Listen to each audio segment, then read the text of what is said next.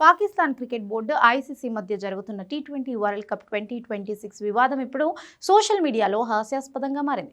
భారత్లో మ్యాచ్లు ఆడేందుకు నిరాకరించిన బంగ్లాదేశ్పై ఐసీసీ వేటు వేయడానికి తప్పుపడుతూ పాక్ కూడా టోర్నీని బహిష్కరిస్తామంటూ హెచ్చరికలు జారీ చేస్తుంది.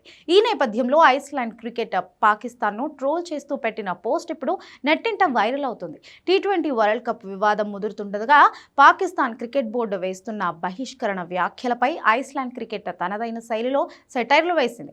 ఐస్లాండ్ క్రికెట్ తన అధికారిక ట్విట్టర్ ఖాతాలో పాకిస్తాన్ ద్వంద్వ వైఖరిని ఎద్దేవా చేస్తూ సెటైరికల్ గా రాసుకొచ్చారు.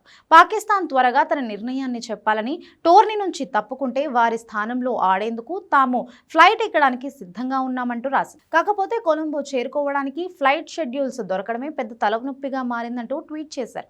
ఈ పోస్ట్ చూసిన నెటిజన్లు ఐస్లాండ్ క్రికెటర్ అడ్మిట్ కు సాటి ఎవ్వరూ లేరంటూ నవ్వుకున్నారు. బంగ్లాదేశ్ జట్టు భద్రతా కారణాల దృష్ట్యా భారత్లో ఆడేందుకు నిరాకరించడంతో ఐసీసీ వారిని టోర్నీ నుండి తప్పించి వారి స్థానంలో స్కాట్లాండ్కు అవకాశం ఇచ్చింది. దీనిపై పీసీబీ అధ్యక్షుడు మొహసిన్ నఖ్వీ ఆగ్రహం వ్యక్తం చేశారు.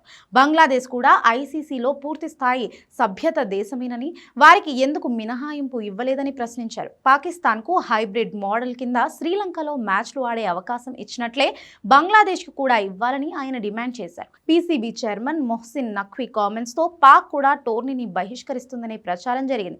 అయితే ఐసీసీ వెంటనే స్పందిస్తూ ఒకవేళ పాకిస్తాన్ కనుక టోర్నీ నుంచి తప్పుకుంటే తీవ్రమైన ఆర్థిక ఆంక్షలు, నిషేధం ఎదుర్కోవాల్సి వస్తుందని హెచ్చరించింది. దీంతో వెనక్కి తగ్గిన పాకిస్తాన్ క్రికెట్ బోర్డు మరుసటి రోజే 15 మందితో కూడిన పాక్ జట్టును ప్రకటించింది.